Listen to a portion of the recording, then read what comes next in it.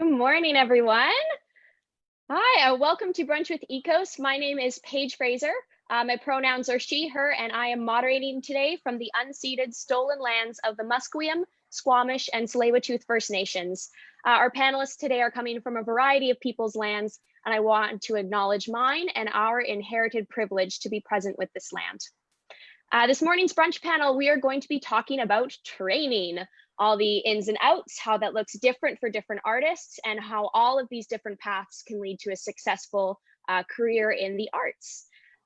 We have a great, very different group today. I'm really excited to talk to everyone. Some people have gained experience and working experience in Canada, the US, some international adventures. To my audience, if you have any questions as we're going along, please feel free to write any questions in the chat or on Facebook. And we're going to get to those questions, as many as we can, within the next hour. Without further ado, I'd love to introduce to you our panel.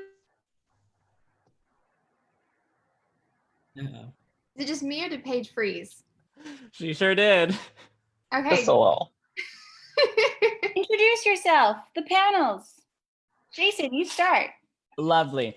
Hi, everyone. My name is Jason Sakaki. My pronouns are he, him, his. And what are we going to introduce ourselves? I think we'll talk about our little background and training first. Yeah, you can say if you went to a post-secondary program, if not, what your training has been like up until now. Lovely. I'll do the elevator pitch version of it. I didn't go to post-secondary school, which is something I'm going to talk about today and kind of what my avenue of training is. But yeah, I was very lucky to have theater companies support me right out of high school. So we'll talk about that today. And I'm going to throw it to Monice. Okay, hi. My name is Monice Peter. I'm actually from Calgary, and I trained in Calgary at Mount Royal, which is now a university. It was a college back then. I also many trainings. So I did the Stella Adler Conservatory, Summer Conservatory. I did their Chekhov intensive, and I was a Birmingham Conservatory participant at the Stratford Festival for 2 years, and various like workshops here and there. But that's my training. Oh, pass it to Dustin. Hi, I'm Dustin Baranow-Watts, he, him, his. I did go to post-secondary school. I went to the University of British Columbia, and I graduated in 2018. And then a year to the day after I finished, I did a 2-month-ish practicum in opera stage management at the Banff Center for the Arts. I'm mostly a stage manager and currently an apprentice stage manager with the Arts Club right now. And I'll throw it to Alexandra. Okay, hi, thank you. My name is Alexandra Brynn. My pronouns are she and her. In terms of training, I did BFA in theatre performance at Concordia University in Montreal. And then I moved to England and I did a master's in acting at the Guildford School of Acting in the UK. Yeah, so Paige, you're back. Hi, everyone. Thank you so much. I just want to say it's great to have Facebook Live because I was able to pop over there and hear everyone's training backgrounds. I also believe Andrew Creightney. Are you out there, Andrew? There he is. I'm here. What's up, everyone? I'm Andrew Creightney. I kind of like Jason. I didn't have any post-secondary. Well, I did go to university, but only took a few classes here and there for theater. Mostly trained when I moved here to Vancouver. Did a bunch of workshops and fortunate enough to find some people and do pretty well in my career so far. So yeah. Amazing. Okay, well, thank you so much for sharing your Coles notes. I love that. If I freeze again, I know that we're in good hands. Going on, my friends who went to more of a formal post-secondary kind of program, I'm wondering if you can speak to how you decided where you wanted to go to. I imagine there's quite a few people who are watching who are going through a lot of those questions and juggling that. Alexandra, do you want to talk a little bit about that, please? Yeah, sure. So how I decided on my undergrad, because now we're in the age of complete honesty, I did my first year of undergrad at the University of Victoria and quickly, and which has been an institution that has been under fire recently. And I agree with all of that. So I did my first year there, and then I kind of decided to go there because I'm from Vancouver Island, and it was kind of the university close to home. And I quickly realized that I wanted to venture further afield. So kind of on a whim, I flew to Montreal, which I don't encourage doing things on a whim. I encourage research. But it worked out, and I ended up going there. But then for my master's, which if anybody is interested in doing that, in terms of programs in the States, there's this thing called the ERTA auditions, which, I mean, who knows when it's going to happen now because of COVID. But in normal times, it happens around January, February, and it's in New York, and you kind of go, and it's at the Hilton Times Square Hotel, and all of these universities from the States and some from England come, and you kind of have a room full of the auditioners, I guess, and you have 2 minutes from when you kind of cross the threshold into the room to do 2 monologues in slate. And then, which is the most terrifying experience for any actor. Like now, even having worked professionally, that was still the scariest thing I've ever done. At the end of the day, they give you a piece of paper and it has all of your callbacks on it.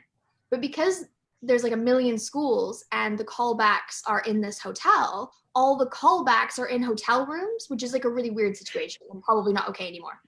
So you do that. And then at the kind of end of the weekend, you get kind of like offers, etc.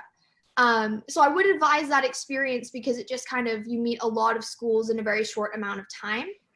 Because I know it can be really expensive traveling to audition for places and that kind of thing. But I would also advise, sorry, I'm taking up a bunch of time. I would also advise if you are a Canadian looking for a postgraduate program, to try and look within the country as opposed to the States, because a lot of the trouble with international programs, if you don't have the ability to work there, is that a lot of these programs, the ones that I looked into, I don't know about all of them, they set you up with connections to work afterwards, which is great. But if you can't actually work in that country afterwards, we all know how hard it is to work in the States. It gets a bit more difficult, which is why I chose England, because I'm a British citizen and I can work there. So I would just kind of like really research your personal situation and how that's kind of going to benefit you. Yeah, that's a great point. I've heard a lot of people who are thinking about getting masters overseas, and I think that's something that I hadn't considered as someone who doesn't have that ability. That's a good thing to bring up. Monice, Dustin, do you have Andrew as well from University of Saskatchewan or Regina? Or Regina. Regina. It was. I was like, Regina, Saskatchewan. Do the three of you have anything you'd like to add about choosing which program to go to initially? Yeah, I can. Oh, go ahead. Um, Sorry. no, you go. Okay. I'll just say quickly. I actually grew up in California in the States, and I originally chose to come to UBC or to come to university here because I could do a BFA in theater design, but I could also study basically what I wanted outside of that as well. And so I did a good chunk of a minor that I didn't finish because I wanted to graduate in 4 years on foreign languages. And so I got that experience of also being able to take any courses in the university that I wanted to as well. Wonderful. Monice? Yeah, no, I was just going to say that so I went to a college. It was a 2-year program, conservatory style. So that was important to me just because I wanted that kind of intense acting training that I received at that school. And then I did have actually higher hopes to go to a school in the States. So I was auditioning for Yale and Juilliard. But Juilliard was the one that I wanted to go to. And got to a pretty great level. And if I didn't actually get into the Birmingham Conservatory, I would have gone back. I would have auditioned again, sorry, to try and get in. I think there's a limit now. I only auditioned 3 times. I auditioned twice. But that's also, I mean, I could talk about that experience too. That was also an interesting experience to go to. Yeah. and I auditioned once in New York and once in San Francisco. But yeah, so I did that, and then I got into the conservatory, which was also they offer you a contract at the end of both your first and second season, or first and second year of the training program. So that I include that as also part of the training. So after Absolutely. I was that experience, I was like, I don't think I need to pursue any more higher education, a master's or anything like that. I think I learned what I possibly would have learned if I went to a school or Yeah. like a traditional master's program or something like that. I learned from the master. And yeah, that's my training stories. Great. I think what you're saying really ties into something I wanted to particularly ask Jason, because I know you chose not to go to a kind of more traditional post-secondary, but you've been, I mean, working like a monster. So like talk about like learning on the job. I'd love to hear your thoughts on that decision. Totally. I mean, the plan was to go to school after I graduated high school, Mm. and so it was kind of funny when it happened. Of just kind of like I had an audition for the Matchmaker at the Arts Club. I booked that and was like, okay, do I go to school or do I take this? And then I got a second contract at Bard, and I decided, you know what, I'm just gonna do it. I'm gonna learn from all these great directors and actors, and I think that was the right decision for me. I'm like personally someone who learns a lot from just watching other people work. And so I was really fortunate to be working with like incredible actors over the two shows that I was doing there. So it was a lot of just sitting in a rehearsal hall and soaking up everything that I could. I mean, like during Bard rehearsals on days that I wasn't scheduled to come in, I would still come in and just watch, because I feel like that's an incredible place of learning. So yeah, I don't know. It was a really interesting decision to have to make, but I do feel like it was really beneficial for me to learn from doing, and definitely learned a lot of things that I still need to work on. So that was helpful as well. But I hope that answers the question. Yeah, absolutely. Yeah, again, I know I'm someone who has gone to a couple schools, and that gap year between, like I finished my first program, worked for a couple of years, and then went back. And I found those 2 years so informative of going like, oh, these are the things I need to still work on. And my choice was then to go back to school. But I think it's so interesting to use that with like on the job and learning those lessons as you go. Which segues kind of nicely into something that I'm always really curious about. I'm wondering what has changed with how you all approach training, whatever that means to you, whether that's in classes or lessons that you learn on the job now versus whenever you started on this big, beautiful, creative path. Okay, I'll jump in. Go ahead. I think that a lot of oh goodness. Okay, so I wrote my master's thesis on the difference between Canadian and UK actor training. So I'm going to get a little bit nerdy, and I apologize. So I felt that at the beginning of my like training journey, which was in Canada, and it was at the university side of things versus the conservatory side. So I can't speak to that. But in terms of university stuff, I felt like we were taught to approach things from kind of an academic perspective versus an actual like doing perspective. So we learned about so many things in theory, and then it would be like semesters before we actually got to put them into practice. So I think that kind of subconsciously formed kind of a more like academic approach to acting, which I really wanted to break because, you know, you can read about stuff, but you actually have to do it in the end, right? Yeah. So I think that my training in the UK, which was, it was a master's program, but we were on our feet in classes of all kinds, like voice classes, movement classes, scene study classes, 12 hours a day. And that kind of really changed my approach to acting and kind of turned what was a more academic base into a practical base. Great. I think that's a great thing to bring up. The kind of like academic part of being in a program and breaking that down and having that work with all the things you're saying. Andrew, did you have something you wanted to add in there? Yeah, sure.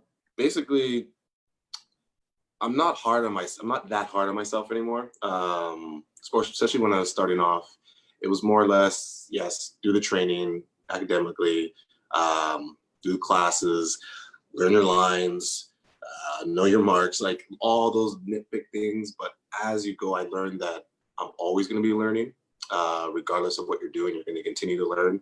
I accepted that, and then just not be so hard on yourself, because really it's just about the love of the whole art itself. Yes, we do have to know everything as far as technical, know to open up, project, all those little things. But at the end of the day, it's a continuing learning process.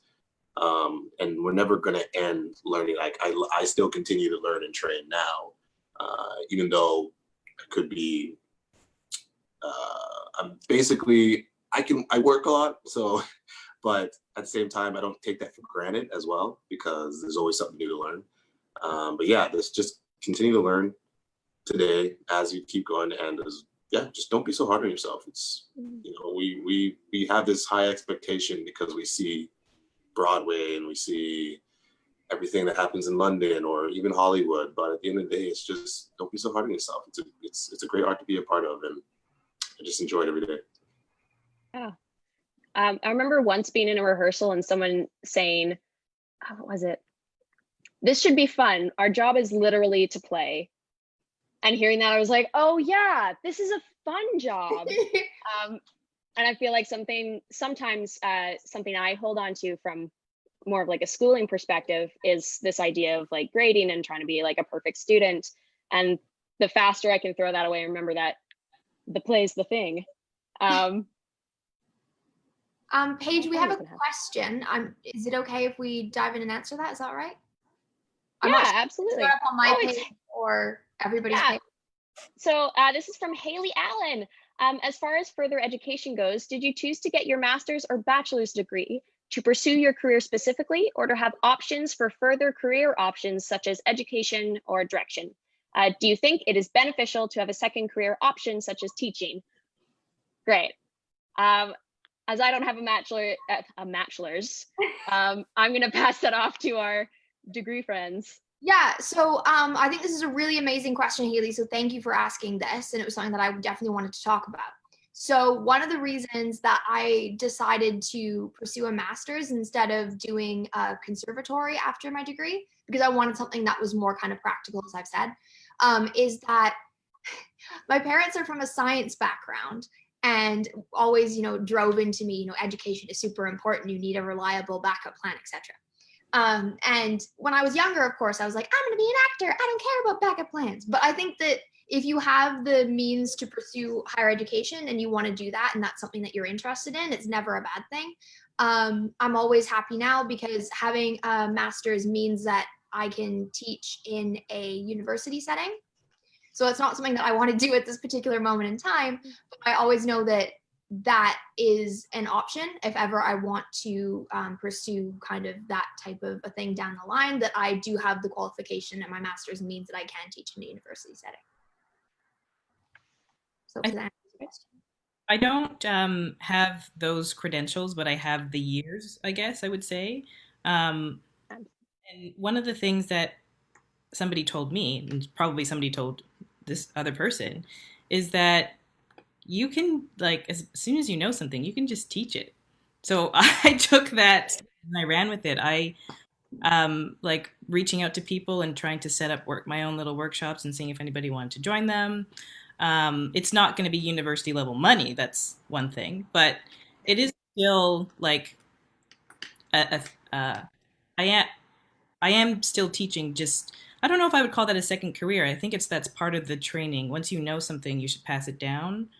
I think that's part of the learning cycle, like apprenticeship, like all those words, mastery, like it's a circle, I think, or a figure eight or something like that. I think that's how it goes. But yes, options that's a good, I don't know if this is part of this particular panel that we're talking about, but options, schooling, yeah. I know doesn't Kerry Washington have like a communications degree, but here she is on. Oh yeah. Yeah. Like Everyone needs a side hustle, I think. Right? Something else to do. Especially now. Yes. Yeah, we're finding that out pretty quickly right now. Yeah. To jump back to something we were talking about right before this question, Dustin, I'm really interested if you have some insight about how you approach the world as a production artist that might be different now versus then. Yeah, I think definitely one way in which my approach to training has changed since I started is when I first started, I was a lot more general about it. Like I was kind of interested in a lot of different disciplines. I started university thinking that I was mostly going to be interested in set and lighting design. And as I moved along through the years, even though I felt kind of pulled towards stage management, but I still took those classes. But I think definitely towards the end, I got more and more focused and more specific on that one discipline, which then also was good because it kind of exposed me to kind of the variety within that one specialty as well. So like there's stage management for opera and theater and musicals and various different disciplines that I wouldn't necessarily have known about before. Does that kind of get there? I think so. Yeah. I mean, I think it does.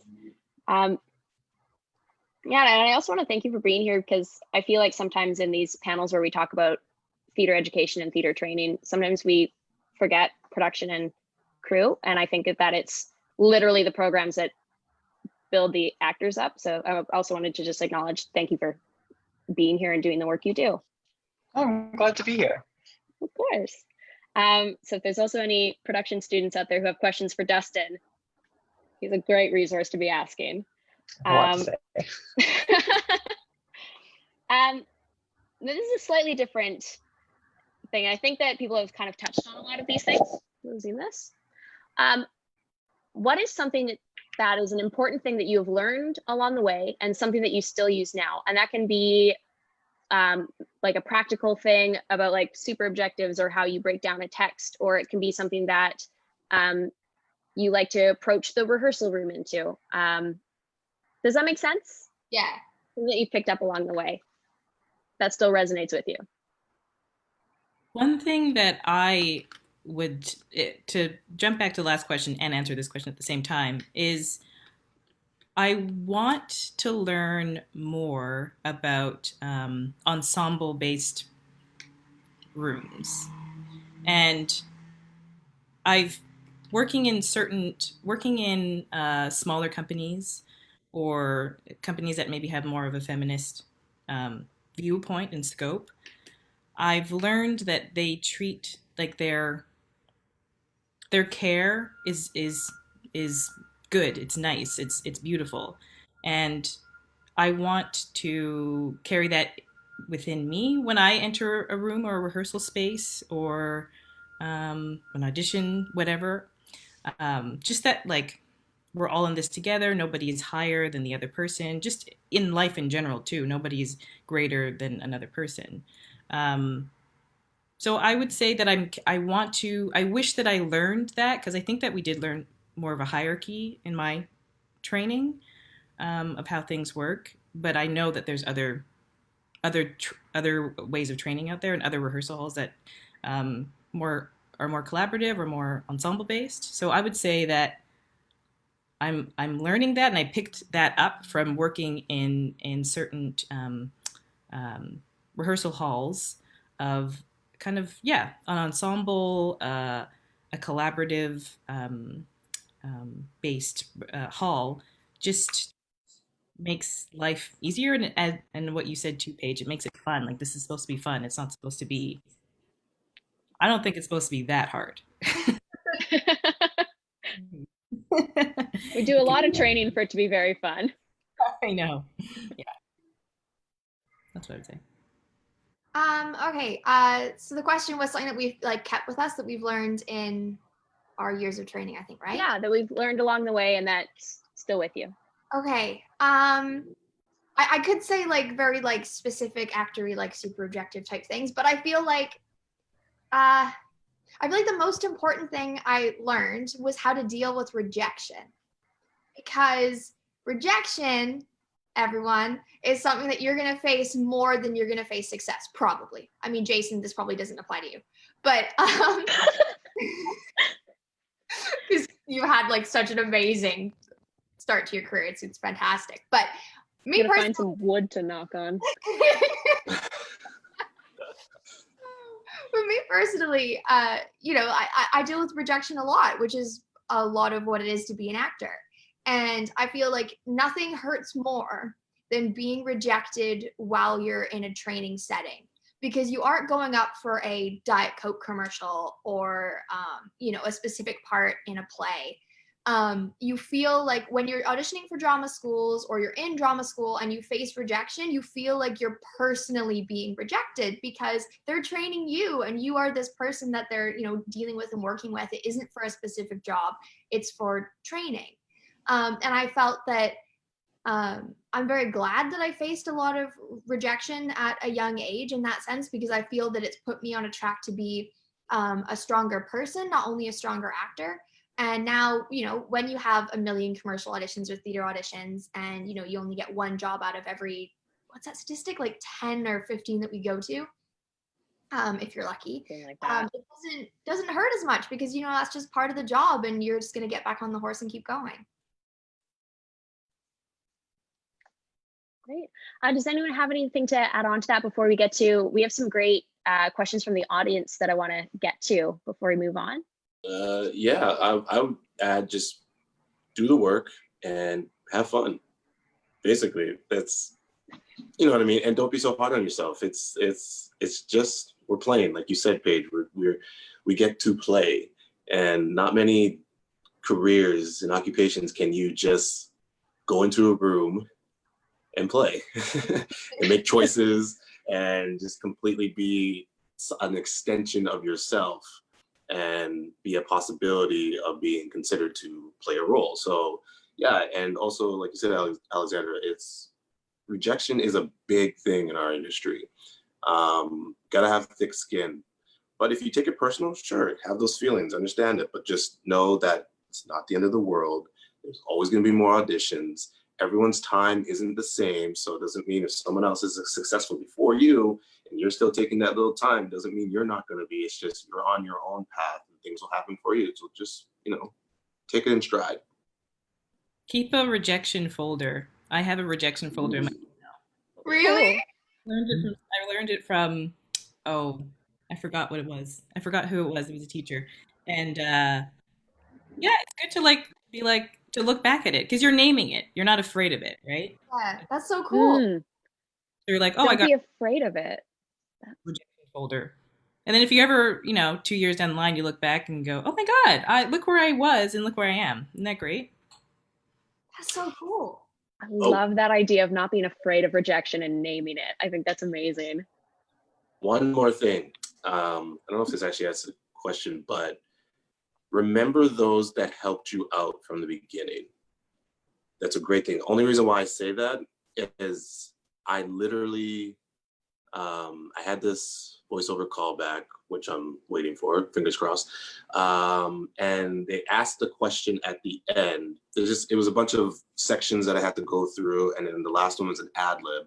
And they had about 4 questions and I got to pick one. And the last question asked, who was your favorite teacher growing up and why? I literally read that question and broke it down because there was my high school drama teacher, Ms. Karen Lusney, I love her. She was the reason why I pursued acting. I wasn't traditionally going through, kind of like Jason, I went to post-secondary, but it wasn't for that. It was actually for psychology. But remembering her every time I went through an audition, how she made me feel, how she trained me, how much confidence she had in me.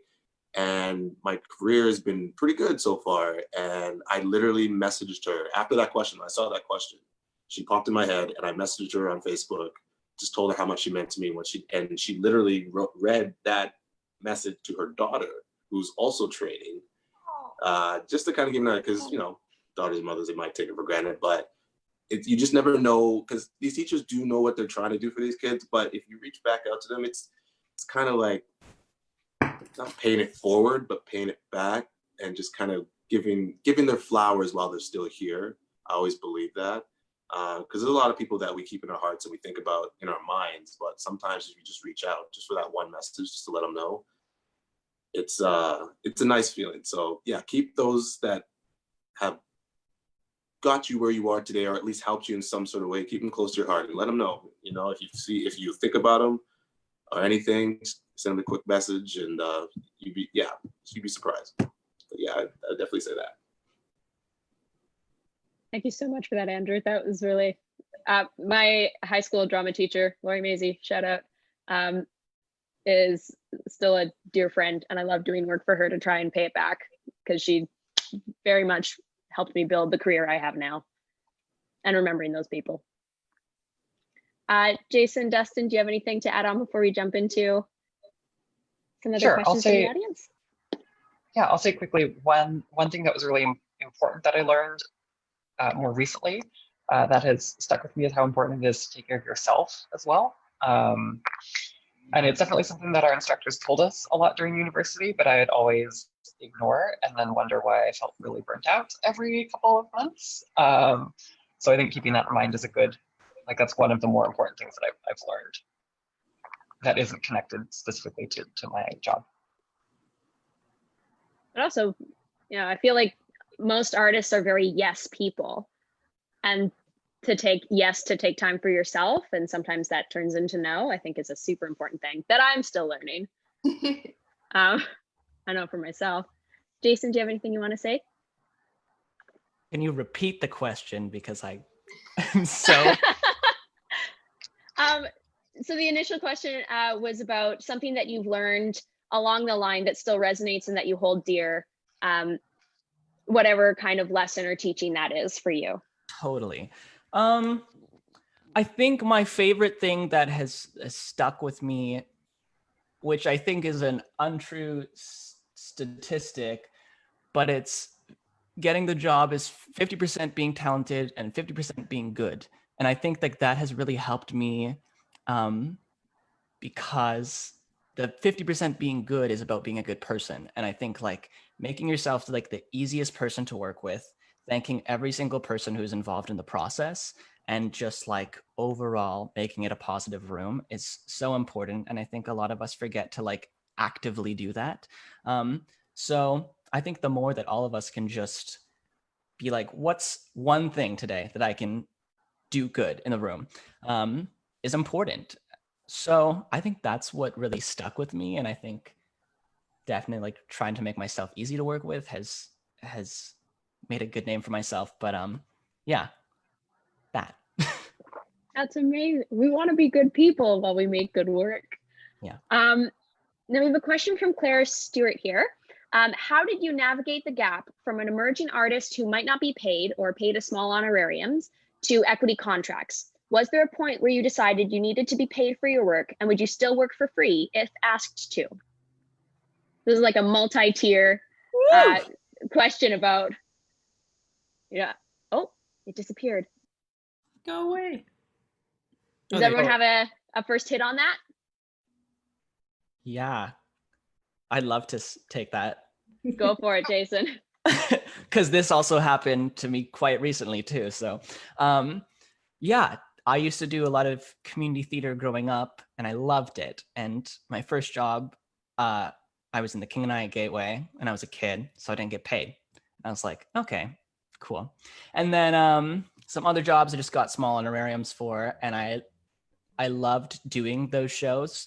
And by 2018, when I was offered my first gig, I decided, okay, what is my time worth? And you kind of grow in terms of doing community shows, of being okay, I'm here now, I'm here. And you have to draw that own line for yourself, I think. But really, it's your time.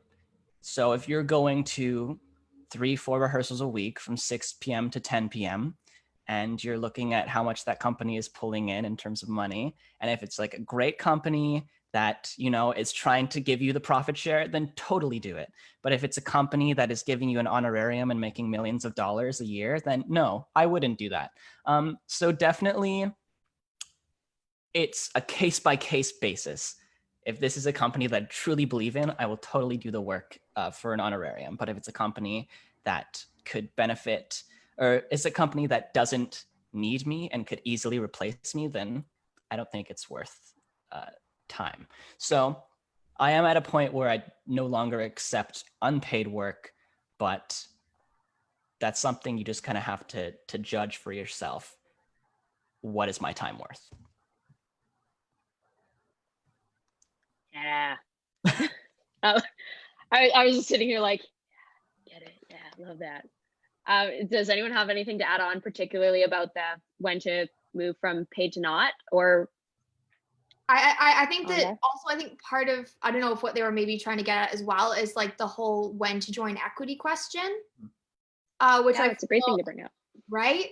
Again, I did a little bit backwards because I started working in the UK first. And so I was a member of UK equity. And then when I came to Canada, I was able to just join whenever I felt like it because of the reciprocal agreement. So I know that's a bit of a different story. But as somebody who then just started going to general auditions in Canada, not having kind of really trained or worked in Canada before that, I definitely did feel as soon as I joined equity, which I know is a ton of money, so that's a whole separate conversation.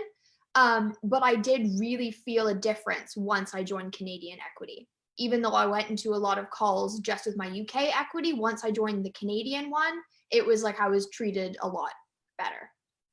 So I felt like there was a bigger chance of getting jobs as an equity member. And our union is great. Just Yeah, I personally loved joining the union. I waited for it for a very long time, and worked a lot of equity gigs as a non-equity member until those dues were paid off by doing those gigs, and then I got to join for a bit of a cut charge, which was for me the right choice. And that's how I decided no more free gigs. Yeah, I'll say I'm still kind of navigating this gap, obviously, but to join equity as a stage manager, typically you work as an apprentice stage manager for a certain number of productions. It varies depending on whether you do them all at one place or at separate places. So I'm still doing my apprentice productions. But it is definitely like similar to what Jason said, it's about what your time is worth. And I have a soapbox of that. You really shouldn't be working for free. Like if you're not getting anything out of it and they're getting a lot out of you, that's something to keep in mind. And so it's definitely a tricky balance, and it's deciding like, is this honorarium, like, is that all the time I'm going to be worth? I've also done the thing where I have worked on a show that rehearsed 2 p.m. to 10 p.m. and I then worked at my like cafe job in the mornings from 5:30 until 1, so then I could walk over to rehearsals and be there until 10. And that's really difficult. And it's, you know, like it's definitely something, I think a lot of people have that experience. Not that we necessarily should, but it's a fine line because it's hard to get the experience so that you're looked at as having enough to take the well-paying jobs without, yeah. That was less coherent than I intended it to be, but yeah, it's a line that you're probably. It was great. It's a line that you're probably going to navigate for a while. Yeah, that's actually a really good point. It's like sometimes it's not necessarily. It's more about like, do I have enough experience in these non-equity emerging artist credits or time, like experience, that if I do join equity, that I will be even seen. Because sometimes you can join equity too early and they won't even see you. So I don't know. I don't have a question. I don't have an answer. I actually joined equity very quickly, and I can't think of actually doing unpaid work. Like, I don't know if I ever did that. So I'm not perfect on that, but what I hear is that sometimes you also want to be open and free to be able to do things that equity, the union won't protect you and won't allow you to do. So if there's projects like that and you're really gung ho and you want to do that, you know, that's your, Mm-hmm.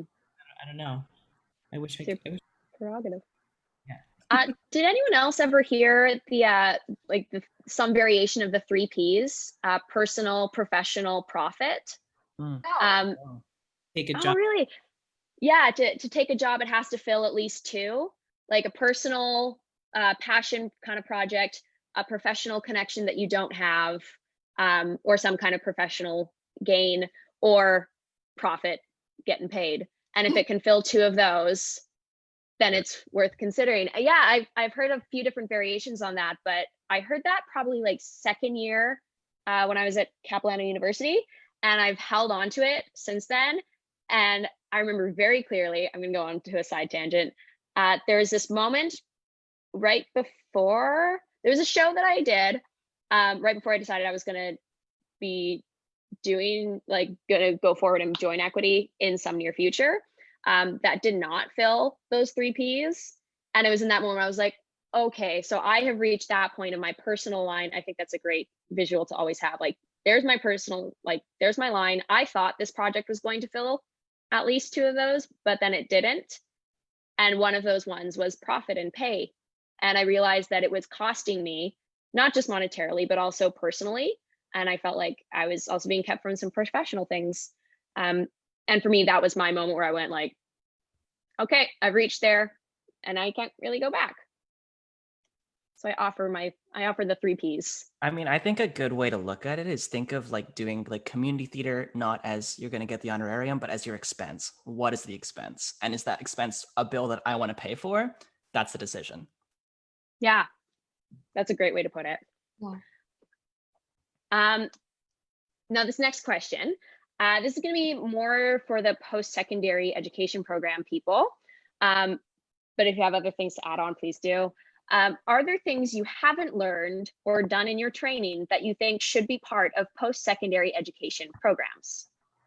Taxes. Taxes.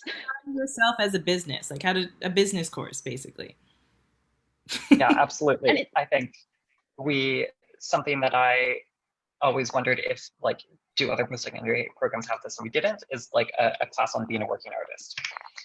That we're not taught to be working artists. Yeah, we're just taught the creative side, but we need to know, well, we need to know the self-care side, as Dustin pointed out, but that is something huge. We need to learn how to run ourselves as a business. We need to learn like how to create your own workshop so that you can sell it, or create something of your, if it's not a play, or if you're not a writer, or if you're not a producer, like how do you create something so that you can still work during this time and sell it? Basically everything that is on YouTube, like, and Patreon. How do we do that? We didn't. I want to learn. Which is, I don't know, but I feel like I had some like kind of couple day workshops here and there throughout my programs of like how to do taxes, but as someone who is not good at math to start with and not very business inclined, even in that class, I was a little bit like, I don't know how to get the form to do the taxes and I don't know who to give it to. So I don't know. I might get arrested any day. Let's hope not. It's different than like a regular Joe who has like a regular job. Ours is different. So if any school is listening, we need taxes to be a semester-long course beginning in your first day. Business, not just taxes. The business. Yeah, everything from like dealing with agents to making websites, how we're supposed to market ourselves, because yeah, we're our own product. I think more courses on the unions and specifics of those, and kind of discussions like we're having now about when is the right time to join. I feel like those are definitely gaps as well. And yeah, we were joking about the taxes thing, but we're not joking. You can't just give us like 2 1-hour lectures on a Friday and expect us to retain all this information. No, I'm not good at math. That's why we're here. Yeah, I have great respect for actors who are also mathematically inclined. They are the unicorns of the business. Let's see, and now I did have one more here. I'm just trying to find it. This is going to go back to a bit about what we were talking about before, about things that have like stuck with you and things you want to pass on. I'm wondering, what is something like a little nugget of wisdom that you would like to pass on to yourself from whenever you started? Like something you wish you could have learned faster or given to yourself? Just be patient. I'm a patient. I've always been a patient human being, but especially earlier, seeing other people's past and their success and comparing it to myself, just knowing now just to be patient, because I've actually been more successful later into my career than I was in the beginning, because there were times when I actually was going to quit acting and do something else, which sounds weird right now. But yeah, no, my time is now and I'm enjoying every minute of it. But yeah, just be patient, and just your mental health is your #1 priority. So take care of yourself mentally, physically as well too, but mentally for sure, and just be patient. Absolutely. I echo that mental health part of it. I also want to do a little callback. I also feel like some programs and training facilities should have a lot of those things ready to go and to help influence their artists going into the world about how to take care of yourself mentally, as you said, physically as well. But I feel like we kind of grow up knowing how to take care of ourselves physically, or at least in some way. Yeah. But it's through really generally negative experiences that we learn how and why we should take care of ourselves mentally and emotionally, especially in a business that is so naturally, emotionally electric. That's what my fingers are doing. And electricity can burn. I think that's really good. And mine is kind of similar to yours, Paige and Drew, in the sense that like it's okay to stand up for yourself is what I want to tell little me. Because, and I'll kind of give sort of like an anecdote to do with that. So when I was in the States auditioning for master's programs, I'm not going to name the institution, but I was at, or should I? No. I was at an audition for a school in the UK. It's not GSA where I ended up going because I love them. But it was a big institution in the UK that had an amazing reputation. And there was kind of a full day of auditions because obviously they were auditioning in New York. So they were doing kind of like all their rounds in one day. And at the end of the day was the interview portion. And I was 21 at the time. And I made it through to the end of the day. And I remember doing my monologue with the director of the program. And he reworked it, as they do. And then they had a point where he just started asking questions like a regular interview. And I won't do the whole thing because it's very long. But one of the questions he ended up asking me is he kept kind of berating me as to why I wanted to do a master's program right away, which is a fine question right after doing my undergrad. And I named the reasons, as I've said to you guys too, about wanting a program that was more on my feet and practical versus theoretical, which was my undergrad. And he was kind of frustrated by this and said some disparaging things. And then he said, and I quote, "What is it with women and their obsessive need to educate themselves?" And I was 21 in New York, which was a strange city to me, being from Vancouver Island. And I was talking to this man who I'd admired from this institution that I had looked up to since I was, very small. And I remember in that split second thinking, what do I do? Do I want to get into this school so bad that I kind of laugh it off, as a lot of women do in these situations to kind of diffuse the tension? Or do I stand up for myself? And I decided to very calmly tell him that if he was who this school, I almost said the name, was sending overseas to represent themselves in New York, that that is not a place that I want to be associated with. And thank you very much for your time, but I'm going to be withdrawing my application tomorrow. And I walked out the door, closed the door, and then immediately cried because I was angry. I don't know if any of you can relate to angry crying. Oh, Yes. but, absolutely. But I think it's really important to not be afraid to stand up for yourself, especially when you're young and especially when you're training, because there is kind of that power imbalance and you feel like you're just learning and you need to take everything people say and just kind of trust it. But trust yourself as well and know that you know yourself the best, you know what you can handle, and you know what you should put up with and when you have to stand up for yourself. Thank you so much for saying that and sharing that, Alexandra, because I know that I feel like anyone who's been through a program has a story similar to that in some way. Yeah. Either a moment that they did or did not have to stand up for themselves within a power dynamic structure, or like I know for me, I had a lot of times in training schools where I felt like this little doubt and I felt like this moment of like, I don't know what's happening here and I'm not comfortable, but I'm going to put my faith and my trust in these people and not question it. And those are the moments I wish I could go back and change. Yeah. So thank you for bringing that in. Thanks.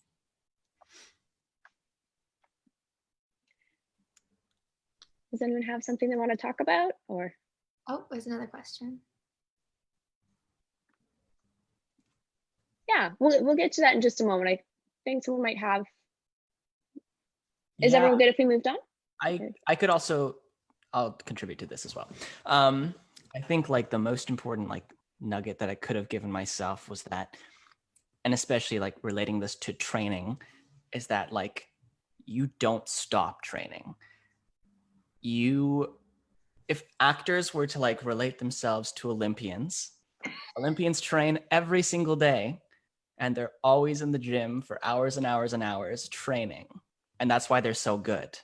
So I think we have a tendency to like sit around and wait for the audition to come and be like, I'm going to be fine until then. But like, no, even when you're in a production, you can still be training every single day, even if it's, and this is from a great coach, Shane Savage. So I'm taking that from him. But yeah, I think we really need to keep on tuning and to remember that all the time, because if you are working, you're still trying to get the next job.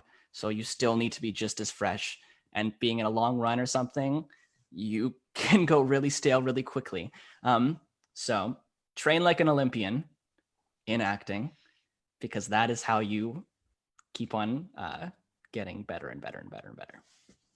I was going to say something counter to that. Do it. Awesome. My counter is it's okay to take a break. It's okay to rest. It's okay to stop. And I guess similar just with like self-care and whatnot, but there's like a myth that if we don't continue to pursue and keep going, we'll be forgotten and then we won't have any chances. And I don't know if that is a true myth or if that came from, one story and then all of a sudden got passed down. But and because this career is it's a contract to contract, it's not a 40-hour a week job.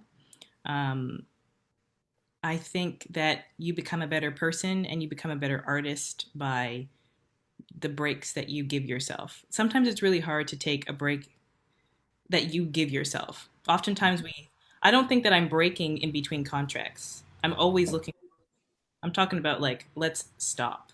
It's okay to stop. And if you want to come back, go back. And then go back harder than you did before. And then take a break if you want. Because if you can't sprint for hours.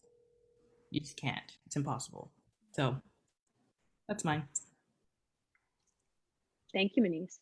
Yeah, I just want to add a little bit to that. Yeah, I always believe that balance is always key in anything you do. You don't want to do too much. You don't want to do too little.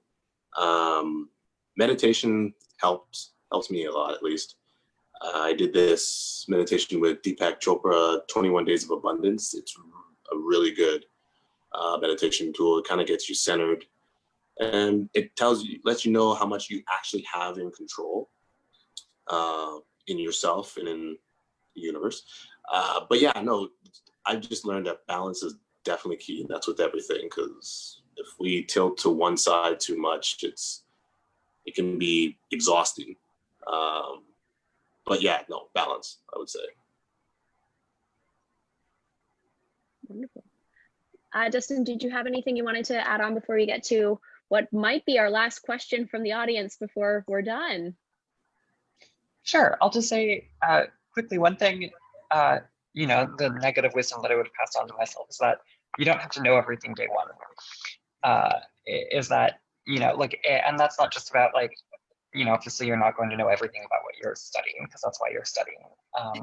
But also like, you don't have to know exactly where you want to end up. I think part of, if you do pursue training, part of that is figuring out where you want to end up and where you want to take everything. And that's part of the opportunity, even whether it's formal training or not. I think part of training yourself is trying to figure out where you want to end up. So you don't really need to know everything the minute you start. Just being open to that discovery. Absolutely. And then what might turn into our final question from Haley Allen.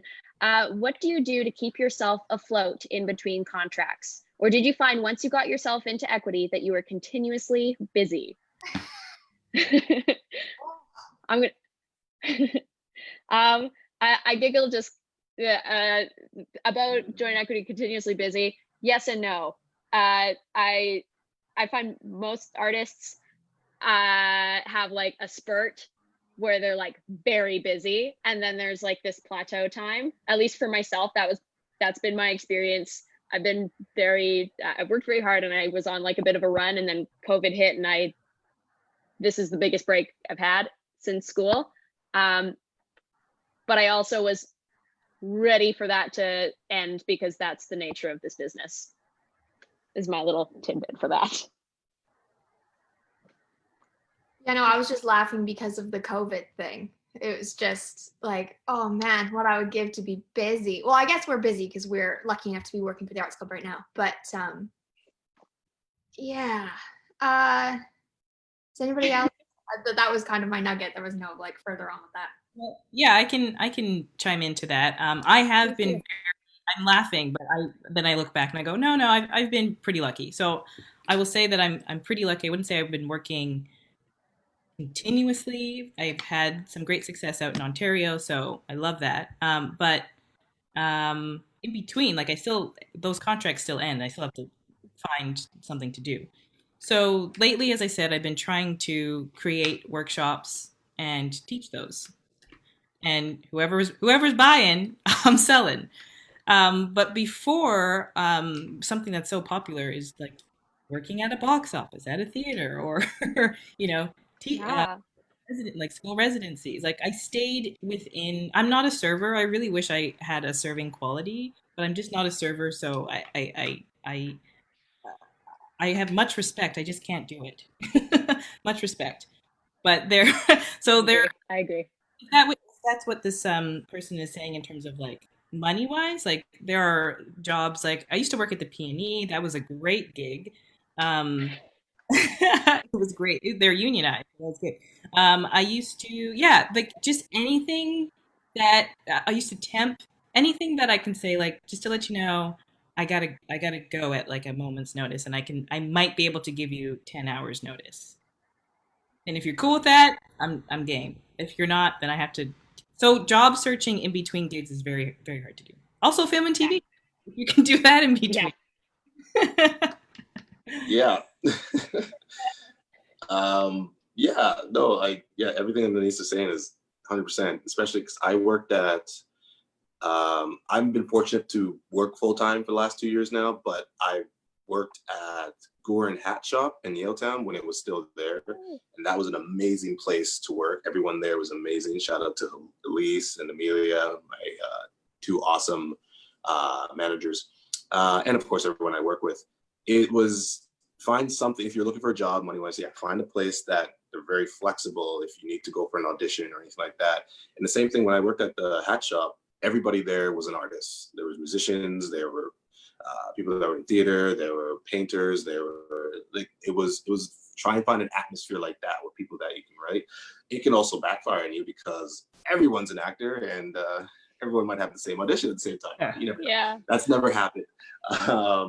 But yeah, because I do theater, I do TV film, I do commercials, I do voiceovers, I produce my own pilot. I try to get into everything in this industry, but also try to find something fun to do if you are able to do it, just to kind of, you know, like I said, try to say like a hobby or something, but something that makes you happy during that time, because it can get stressful when you're not getting work or getting those auditions and you can kind of get down on yourself. And this is that whole mental health thing. Do things that make you happy. Don't worry about it. Don't think about it too much, because the next thing you know, like Paige said, that you can just have a spurt and then you're just completely busy. Those times will happen. So try to find something that makes you happy while you have that downtime. And then get a job. If you want to keep that money, get a job that is fun and not stressful, and you have that flexibility. Wonderful. We are at 12:01, and I want to respect everyone's given hour. There are some other questions. If you leave them on the Facebook group, I'm sure some of our ECOS members and people in this panel would love to go answer those. I want to thank everyone for being here today and sharing your time and your insight with us. That was super fun. I know we could talk about training and insight of learning for a long period of time. Just so our audience knows, we do have a panel tomorrow morning at 11 a.m. We're going to be talking about the dance call with Amanda Testini, Michaela Moore, and Paul Almeida, moderated by me. And we also have lots of other workshops and panels happening over the next few weeks that some of the people here are teaching, as well as the rest of the ECOS team. So with that, thank you all again so much for being here. And I hope you all have a great rest of your day. Thank you so much. Bye. Thank you, guys. Thanks, guys. Bye. Thank you.